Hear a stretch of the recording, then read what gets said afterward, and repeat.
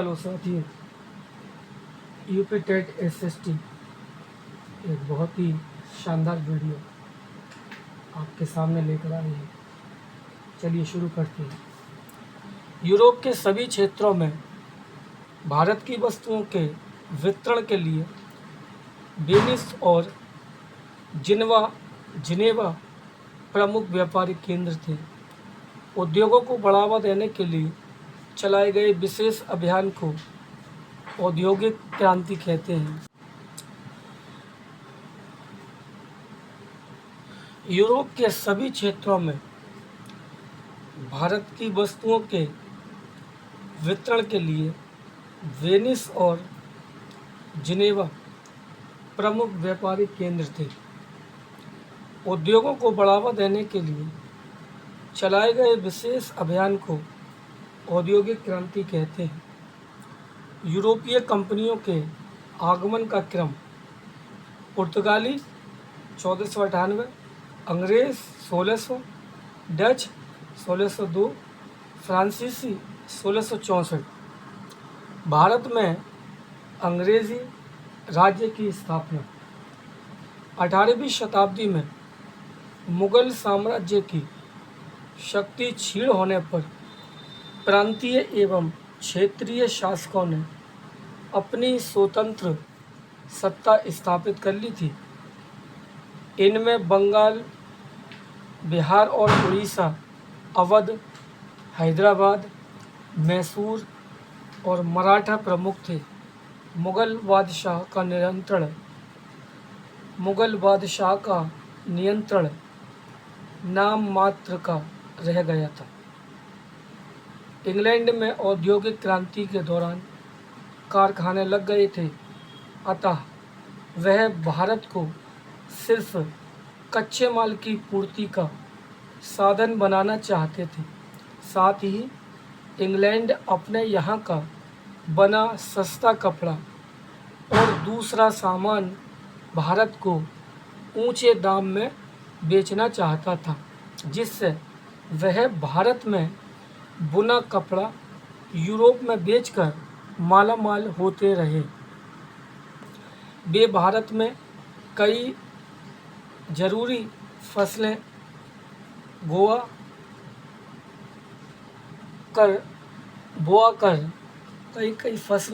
कर उन्हें दूर दूर बेचते थे, जैसे नील, पटसन, अफीम, गन्ना, चाय, कहवा। ईस्ट इंडिया कंपनी नील, कॉफ़ी, चाय के बागान भारत में लगाती थी और इन फसलों को सस्ते दामों में खरीदकर अपने जहाज़ों से इंग्लैंड के कारखानों में भेजती थी।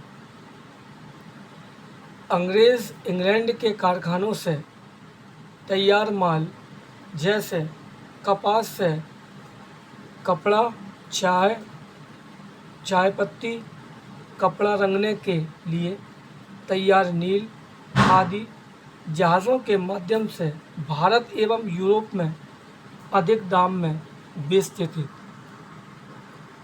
उन्होंने व्यापार की यह सब चीज़ें लाने वाले जाने के लिए रेलवे लाइन, सड़कें, दूरसंचार आदि की व्यवस्था की।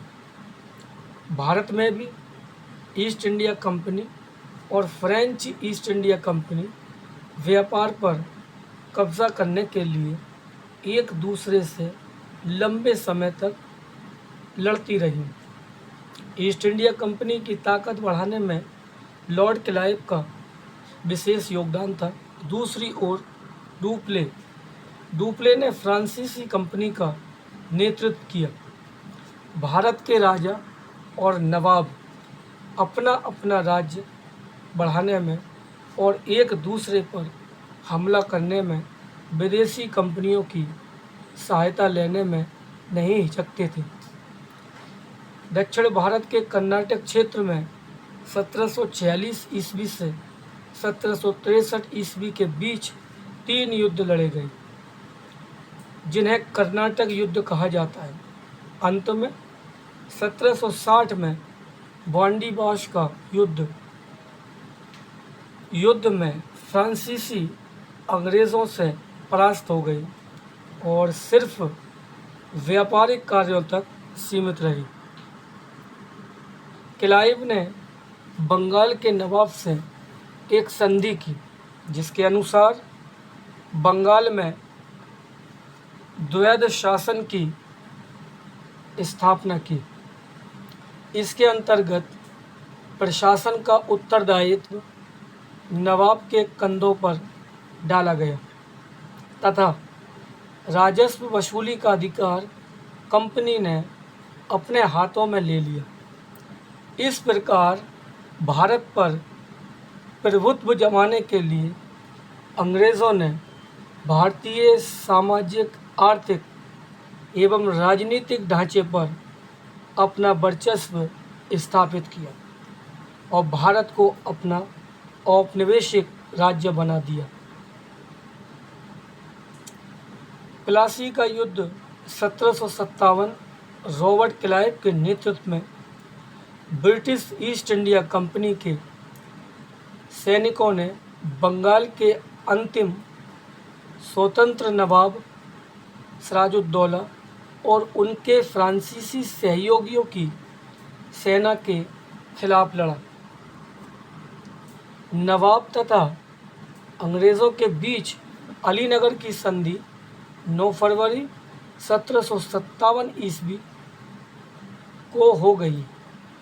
इस संधि के अनुसार कंपनी को बंगाल, बिहार तथा उड़ीसा में बिना चुंगी दिए व्यापार करने का अधिकार प्राप्त हो गया।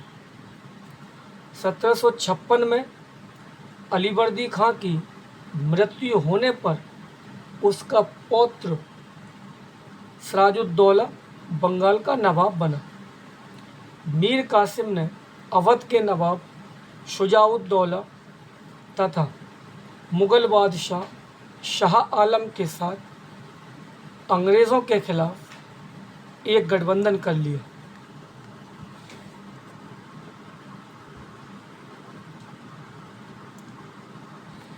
तीनों की संयुक्त सेनाओं का अंग्रेज़ों की सेना के साथ 1764 ईस्वी में बक्सर के मैदान में भीषण संग्राम हुआ, परंतु सफलता अंग्रेज़ों को ही मिली।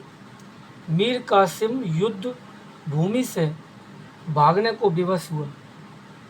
बक्सर के युद्ध का भारतीय इतिहास में बहुत महत्व है। अंग्रेज़ों की इस विजय से न केवल मीर कासिम की शक्ति छिन्न भिन्न हो गई, बल्कि अवध भी अंग्रेज़ों के सैन्य व राजनीतिक प्रभुत्व में आ गया।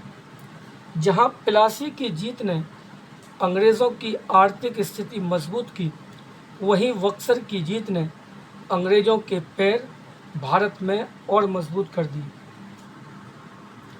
बक्सर के युद्ध के बाद क्लाइव ब्रिटिश गवर्नर बनकर भारत आया। उसने मुग़ल बादशाह शाह आलम द्वितीय और अवध के नवाब शुजाउद्दौला के साथ इलाहाबाद की 2 संधियां की। साथियों, यहीं समाप्त करते हैं। धन्यवाद।